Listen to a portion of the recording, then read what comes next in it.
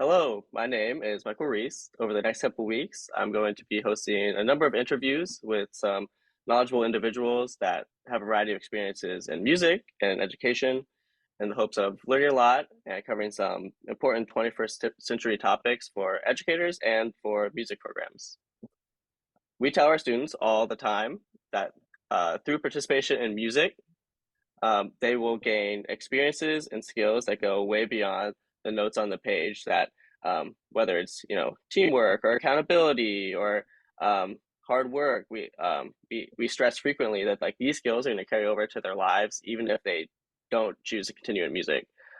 Here today is Nick Monzi, who's going to share his own experience of how his participation in music education has shaped his career out of music education, and also tell us a little bit about how his experiences in the business world have impacted his efforts now back in music education. So, Nick, thank you for talking with me.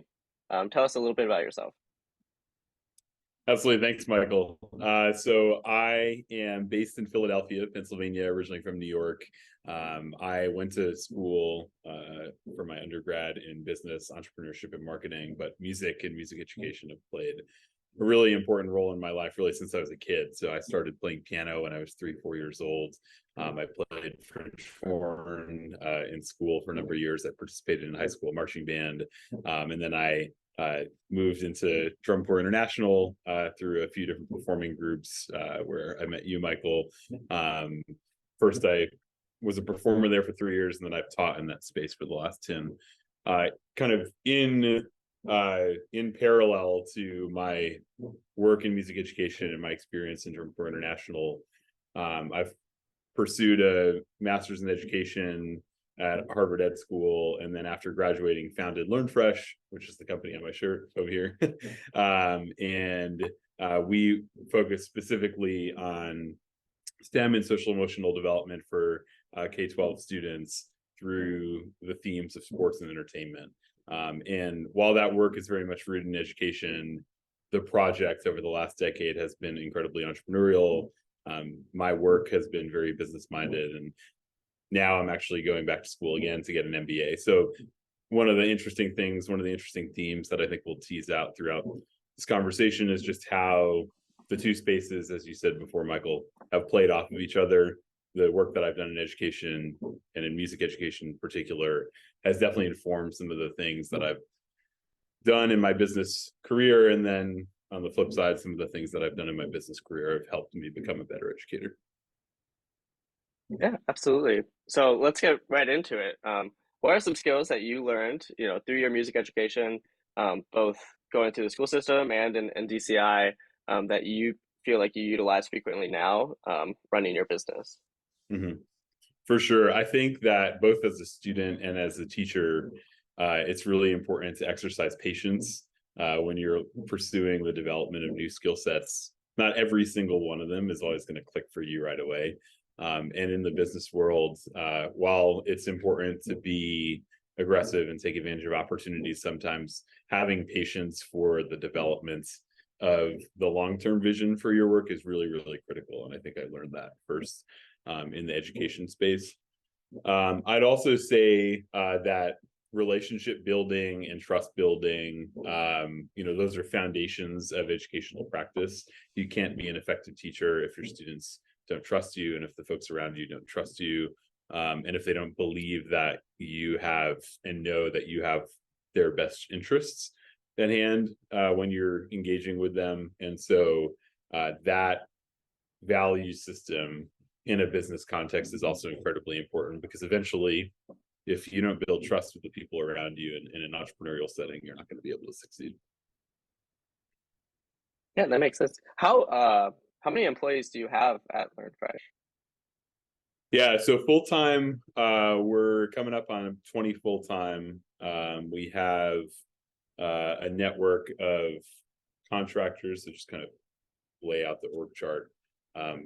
Program development, fundraising, and kind of product development and maintenance happen in-house. And then accounting, digital product development, website development, all that our kind of fulfillment operation for our physical products for kids, all that lives outside the organization. So In total, we're engaging with, I would say, 30 to 40 people on a regular basis, on a weekly basis in the running of the organization. And then we work with a network of about 3,000 to 5,000 teachers, depending upon the year, and we've reached over 600,000 students through the program. Okay, cool. So when you're dealing with a network that's large, right? It's like 20 full-time people, and all these contractors and all the teachers that you're servicing.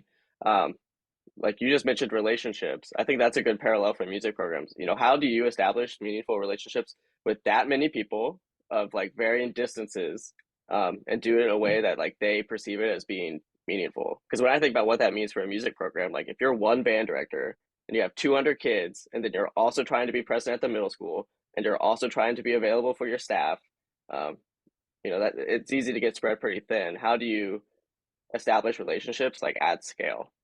Yeah, that's a really, really good question. So my personal thought on this, and there are probably a bunch of different ways to go about it, but my own approach is to develop, I would say, before anything, really understand what it is that folks need from you at different levels in that spectrum, right? So those who are closest to you, your assistants or your leaders within your organization, they obviously need a lot more time and attention and not maybe management, but just communication from you. So that getting that group of people in a music context, if you're the head band director, maybe it's your assistant band director. If you're in my role with the Scouts as the educational director, it's your caption heads, right? Like thinking about how to get them not only to trust you and to believe in you and to know that you can be consistent for them, but also to be values aligned with you so that they can kind of amplify the message and belief that you have throughout the organization. I think that's critical to start with.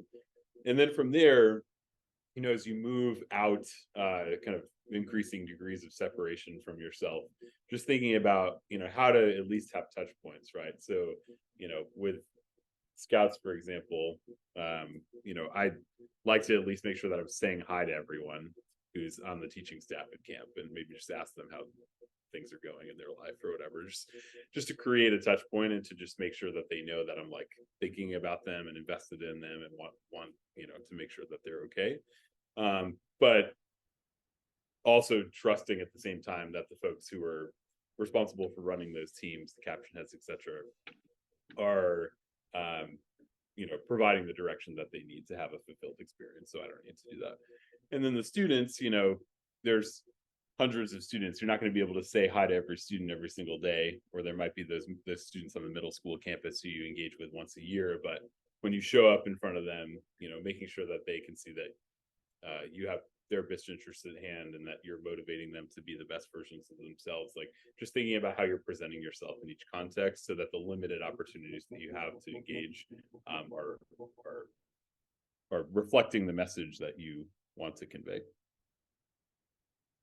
Yeah, well, I think that's good advice. And there's probably something to, um, there's a ceiling on how many relationships you can have, sort of, or especially like how many people you can invest in. So it's really about making sure that, that next layer of people so you might not have that same relationship with every student, but somebody does. And that is the value of having a team that you can count on.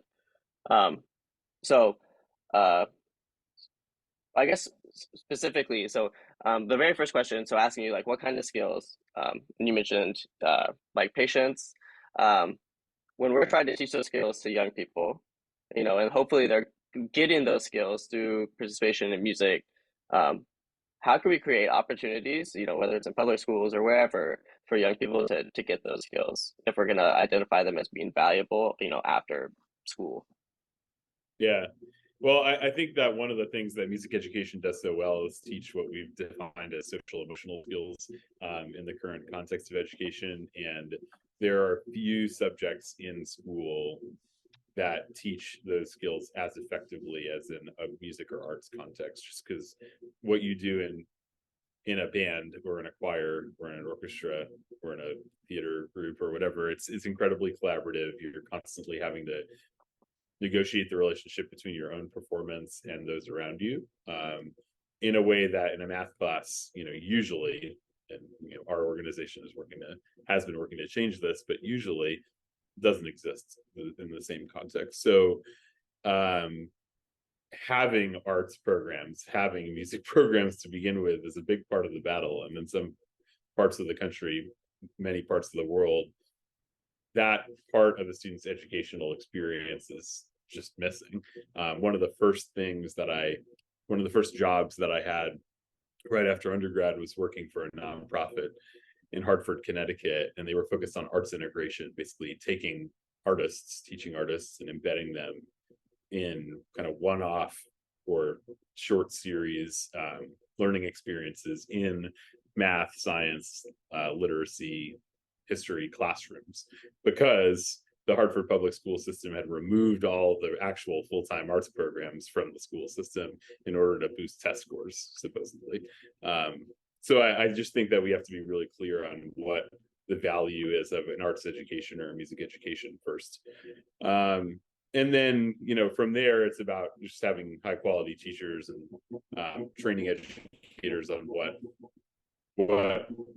what is the priority when teaching students, right? I navigate this all the time in a DCI context, but our activity is very much focused on excellence, and there's an underlying degree of perfectionism that kind of comes along with what we do, and there's a lot of value in that, but that has to live alongside the human development part of music education. Right. Can you think of a way? Well, and I think this is sort of a goal of your company. Obviously, like yours is STEM focused, but how we can incorporate that into schools in a way that like that touches every child. Because selfishly as a band director, like I want every kid to be a band kid, but that's not realistic. Not every kid is going to choose to participate in a music ensemble, and I think athletics accomplish a lot of the same goals that we pronounce, but again, there's a huge group of students that aren't in band, aren't in choir, aren't in sports.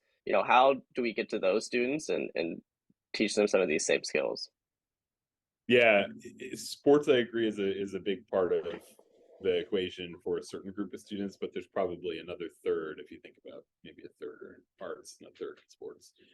There's another third or so that aren't getting exposure to either of those. And I would, from my perspective, it's very much the pursuit of project-based learning, experiential learning in regular classrooms, like math, science, etc., and giving students an opportunity to transfer their learning from the classroom space to the world around them. So opening up opportunities for them to see the context of what they're doing in a class be applied in their community in some form. And that's everything that we do at Learn Fresh, is trying to pursue this. But there are things that will need wholesale shifts in education in order to really make that a scalable model. Our education system has been built for efficiency and to move students through, as seamlessly and as easily as possible, kind of rooted in like factory, models of the early 20th century. And so you see over the last 10 to 15 years, 20 years, there have been shifts in the space. Out of school time learning, after school learning has taken a bigger role in this, because folks now see that as a time where students can actually engage in something that's academic. They don't just need to be babysat. But at the core of it, I think it's investing in project-based experiential learning for students across all their classes. Right. Yeah, and I think that's difficult. I can speak for teachers where a lot of times that looks messy, like from the outside. There's a lot of value to that, but if you just walked into a classroom and saw that happening, it often like it looks really different than like 8 rows of chairs all in a row, and it's a different kind of atmosphere. Yeah, and I think that point is a really good one, because when you think about the dynamics of a sports-based learning environment or an arts-based learning environment, it often doesn't look the same as a traditional classroom, right? And it has this kind of chaos feeling of chaos a little bit, but that energy is what creates the magic of this type of learning that we're talking about. And so it's, I think part of the battle is just getting educators who are working in these other spaces to feel comfortable with what that new feeling is, right? It's just different. Right. Yeah. Well, in those programs, they have that interaction. I also think they have way more identity than, those other classrooms. Like they really see themselves as like a member of this team or a member of the band. And there's just like a different buy-in that's involved in that instead of like, oh, I have second period math. They probably don't have a lot of pride in their second period math class. So it's a different incentive structure. Yeah. Yeah.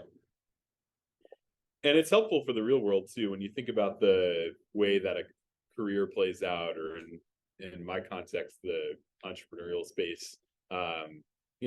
Yes, there are some jobs that are incredibly repetitive, and that's fine. There's a role for all types of work in society, but the new direction of business in this country, at least, is very much rooted in creativity and soft skills and all these different things that we underdevelop in the K-12 system. And then, young people need to play catch up when they get into the workspace in some sense. And I think that there's a lot of value just from the realities of work to investing more in systems like this too.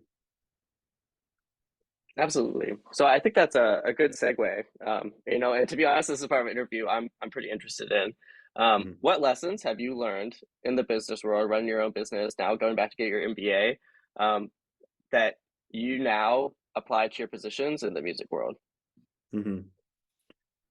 So I've seen these two parts of my life play out really as a conversation over the last 10 to 15 years or so. And I say that because there are things that some of the same things that I mentioned before that I've learned in education, I've also kind of reinforced or learned in business. And so you take certain things, you move them over to another part of your life, you apply them there, you learn some new lessons, and then you bring them back over. So there's been that ongoing conversation.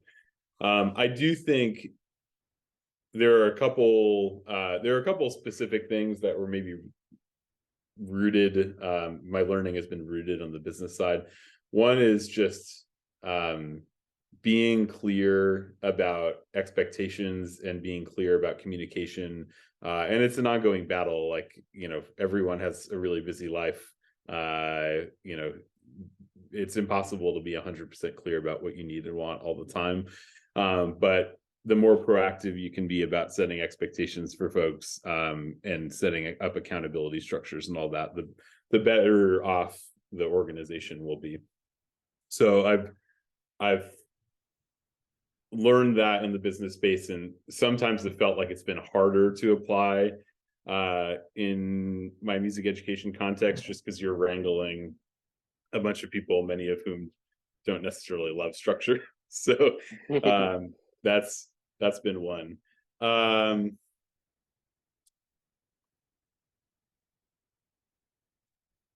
think so. This maybe is counterintuitive, but there's a certain sense of creativity that you need when building a startup and growing an organization. And by that I mean, like, you work on short cycles. So you try something, it works 50%, you keep half of it, you change half of it, and then you keep going. And there's this constant cycle of iteration and revision. And by doing that, it kind of decreases your fear of taking chances and trying new things. And I do think, although music education, DCI, all these spaces are creative inherently, they're also traditional. So they're rooted in kind of practice that has developed over long periods of time that people are used to and they're comfortable with, and they kind of want to stick with that. And so this might be the biggest learning, I would say, between the two spaces, but just being willing to try things and let things fail faster so that you can advance the work. I think I've become much more comfortable with that. And it's taken, again, some time for me to get folks in the education space comfortable with the same idea, but especially failure, because failure in education, failure is a good thing, right? You're continuing to learn, but failure from a teaching standpoint creates anxiety because you're like, oh, I'm letting my students down. But no, you're actually just trying to get to the best possible situation or solution for them. That's a big one: creativity and fear of failure. Yeah, well, and that starts early, right? Like even, beginners start fifth, sixth grade, and it's don't play wrong notes on the concert, don't do this wrong, don't do this Mm-hmm. wrong, or you have to sound good, for this concert that's 3 months into like what's hopefully an 8-year trajectory.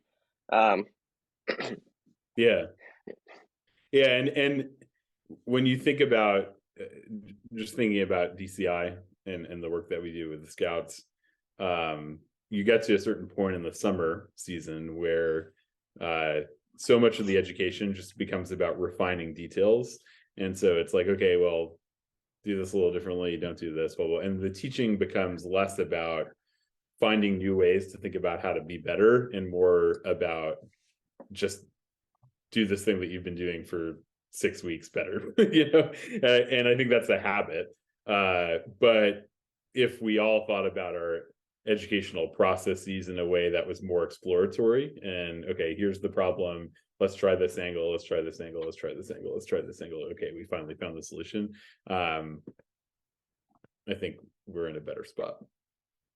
right. Yeah, there definitely is like a pretty marked shift from like teaching to coaching, where you're not really giving them the new information, you're just trying to get the result out of them, Yeah, at a certain point.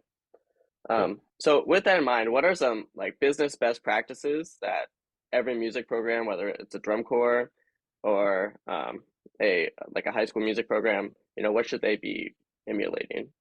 Mm-hmm. So setting up good communication structures, I think, is the first thing.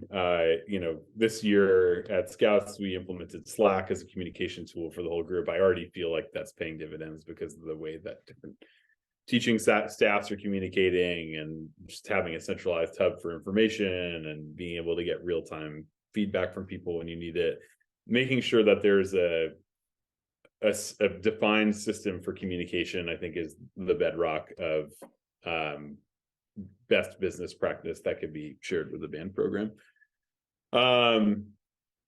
Building trust, like I said, with your frontline leaders, the folks that are interfacing with you the most, and making sure that they're, again, taking the values that you have as a leader, that you have as an educator, and then replicating that with the rest of the ensemble. Deeply, deeply important. And I think that goes both on the teaching side and the student side, right? When you define who student leaders are, they're, again, a representative of your vision for the group. So you need to make sure that they're in alignment with you. And then from there, getting into the process of the year, being willing to engage in these creative cycles that allow you to make adjustments faster and allow you to kind of push your students through failure a bit faster and your staff through failure a bit faster. Those are the big three lessons from the conversation that we've had so far that I think are essential. But there are other things, being clear about finances in the business world, right? Like everyone is incredibly direct about, payment and timing of payments. And how many times have we heard about problems where, oh, I never got paid by this band that I worked for 6 months because the director forgot to send me a check or something. Like, just being professional with the fundamentals, the things that keep people happy, the things that just allow people to feel valued. I think that's all deeply important. Yeah, absolutely. Well, right after my like age out summer in 16, I spent the next summer just like interning with the Blue Coats and stuff. And they were just like, and for them, it's like this is a point of emphasis, is like incorporating business practices into especially the admin stuff. Like they'll talk about it frequently. Um, And there were just like little things. Like the thing that stood out to me on day one is they had like an inbox and an outbox. Um, and that's like nothing, but it was just like, oh, well, that's so simple. Like now anybody that comes in here can like take that to the mailbox. It's like something that everybody understands, but despite the fact that like drum corps are like multi-million-dollar endeavors now, and a lot of high school music programs like easily get into like the six-figure range of like what they're the kind of money they're dealing with every summer. A lot of them are pretty mom and pop. There's not a lot of structure, there's not a lot of guidance. Like there's probably a lot of wasted resources just because they don't know everything that they have to do, and there's a lot of facets of running a program that go way beyond the music and what they've actually been trained to cover. Yeah, if someone's running a band program that is of any substantial size, they should probably take at least like one fundamental business class, just to have the foundations of how to set up and structure the operational side of the organization. And going back, I think this is one of the interesting things that's played out in my life. Going back to my undergrad, my degree program was explicitly in entrepreneurship. And so the way that program played out, we had classes that touched on all the different kind of facets of running a business, from finance and accounting to supply chain to marketing to business plan development. And so that allowed me to look at all the different angles of management very early on before I ever really had any like contextual experience. And then, now I'm getting my MBA and going back and reflecting on all that. But that way of thinking, even if you just find one general business class at a local university to go and get some experience, I think it's invaluable. And that goes for all artists too. I mean, even independent artists. My wife's a photographer, and she's an incredible photographer. One of the biggest things she's had to learn over the last 5 years is how to run a business. Yeah, well, and that's something that's so missed in most like university programs. They don't talk about that at all. In fact, they'll be like, stay away from the money, and that'll be the Right. extent of like the financial advice. Yeah. But it's a little harder to do, in practice. Yeah, absolutely. I mean, you need there's a certain reality that money, they say money makes the world go around. I mean, it does. if you and then if you think about the realities of the activity too, in the marching arts, for example, money dictates success in a lot of ways. So, the more money you have, the better people you can hire to design your show, the more stuff you can put on the field, the higher quality instruments you can put in the hands of your students, the better teachers that you can put in front of your students to learn. And sometimes, if you're going into a mid-level band program and you have aspirations to build and grow that over time, you have to start with the money. Like that's one of the core foundational things to lead to growth, along with trust with students and good teachers and everything. So if you don't have the framework to be able to think about that development over time, the growth that you want to observe isn't going to happen. Yeah, absolutely. So kind of segue away. We touched on this briefly before when we were talking about relationships and stuff, but both in your business and at Madison Scouts, like you oversee pretty large teams. What advice would you give a band director that's also trying to manage a team? Mm-hmm. So I think it depends on the size of the group. Obviously, if you're a band director with a staff of 10 or less, let's say, you can have a direct relationship with every person on that staff. There's no reason not to. And that there are some that this is we could have a whole conversation around just the care of people, but at a very foundational level, just making sure that their values aligned, you're really clear up front about what your intentions are for the group and the values that they should be demonstrating in their role. I think that oftentimes in small band settings, folks get into a position where they just need to hire people because they just need bodies in the room, and it's doing a disservice to your students if you don't check on the values first. And then, care of people from a really simple standpoint. Like one of the things that we talk about all the time with my organization is just like, let's acknowledge people's birthdays. Let's have like a teammate of the month. These things that feel like they're like businessy, like you can do them with a staff any day, and they help people feel valued.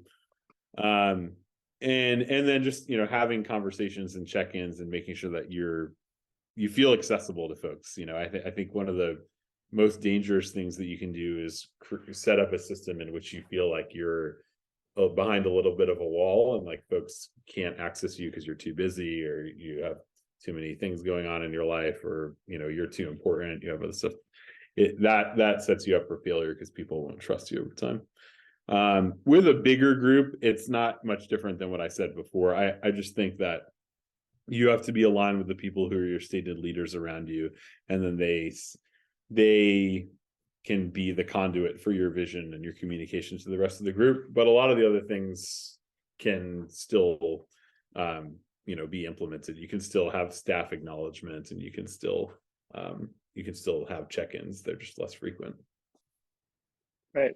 What advice would you give to people that are overseeing a staff that's almost seasonal? So like maybe they're there for marching season, but through the concert season part of the year, they're less present. I imagine that is not totally different than you mentioned. You work with a lot of contractors, so like they might have like a brief or inconsistent interaction with the company.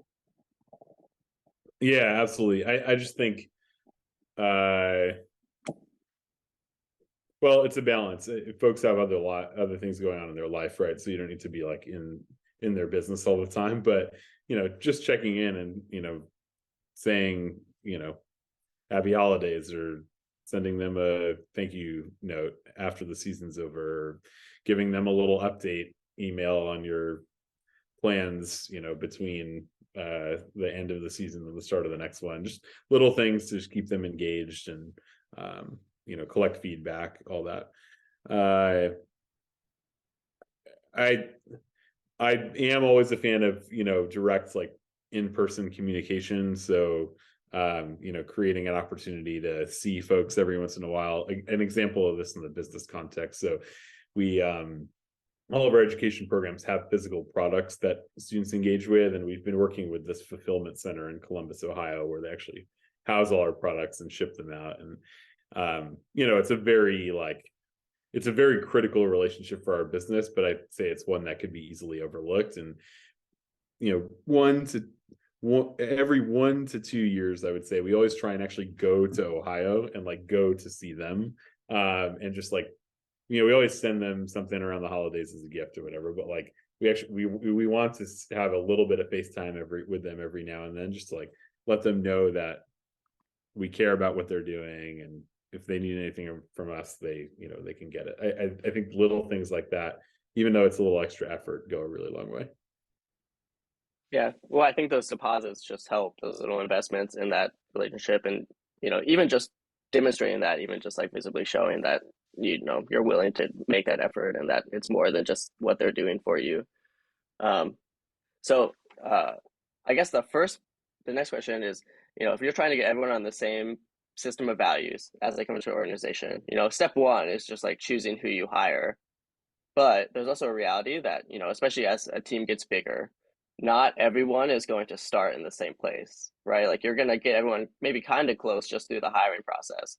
But how do you get like that last 10%? How do you get everyone on the same page to reflect the values that like you see for the organization?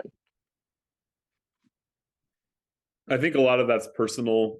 You can train people all you want, but they will ultimately have their own ways of looking at the world. And so you can't change people, right? Like you can't try and make people different than they are, unless they want to change for themselves. And you can't micromanage people to a degree where you're so concerned about every nuance of how they approach their work.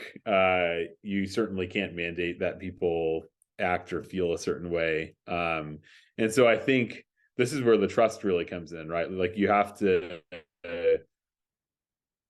trust that when folks, that last 10% in my mind is like when a problem happens and they like genuinely just like don't agree with the way that you're handling it, or like they really believe that something should be done a different way.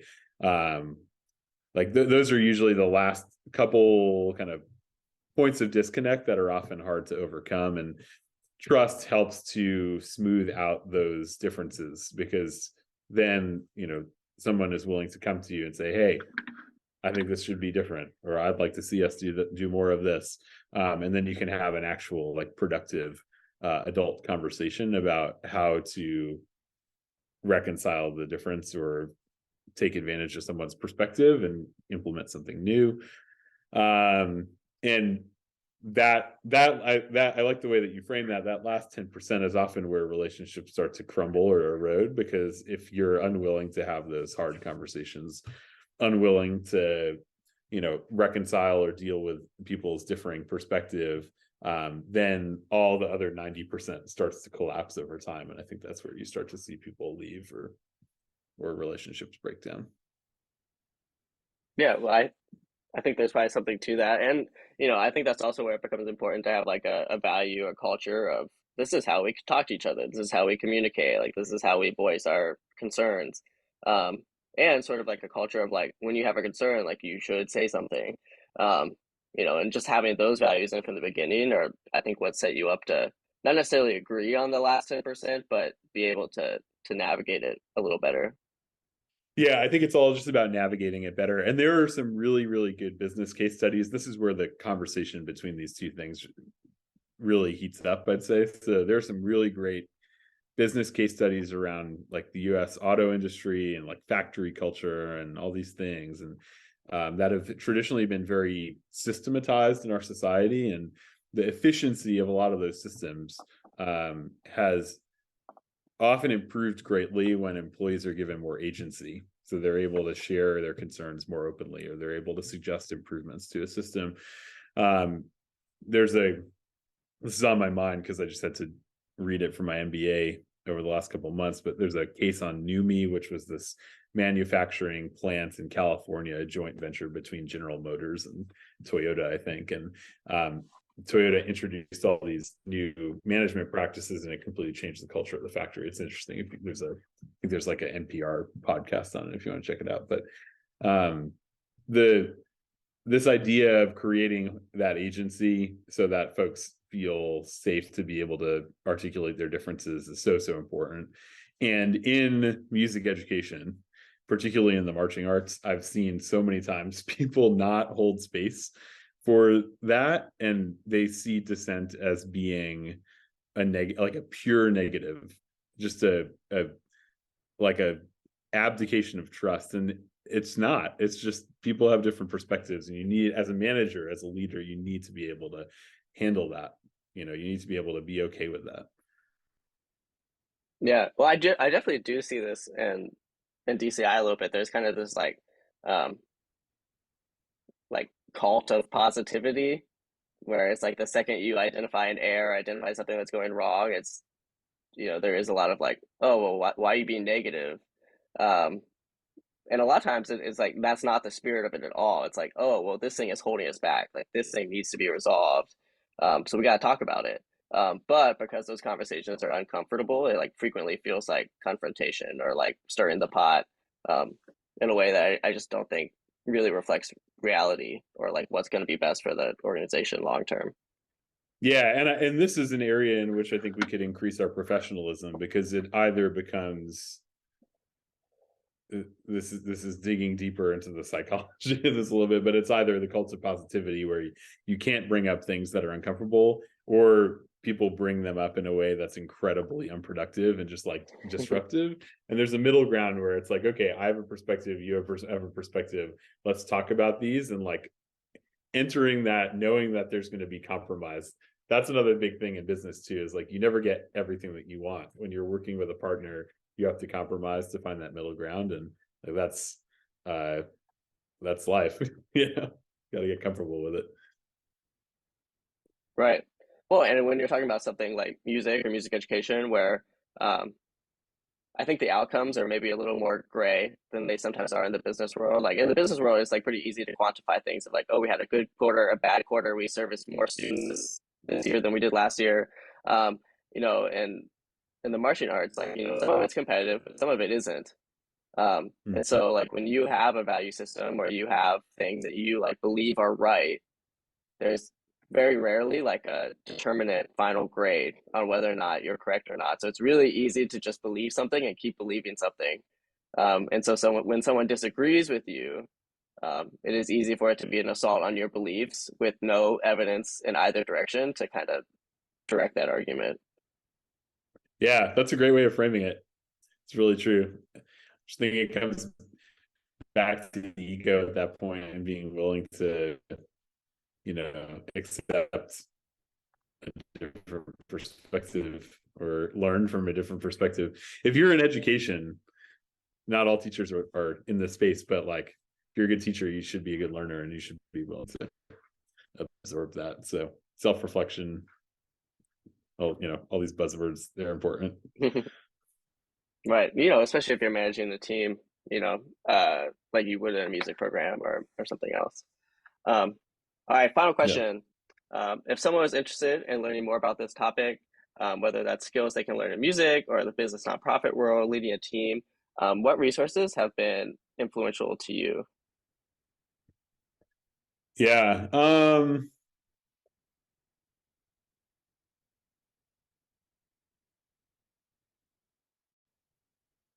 The most valuable resource, I think, is being able to have honest conversations with other people who are doing the work, and learning from them and hearing their experience and then like distilling some lessons from that to improve your own practice.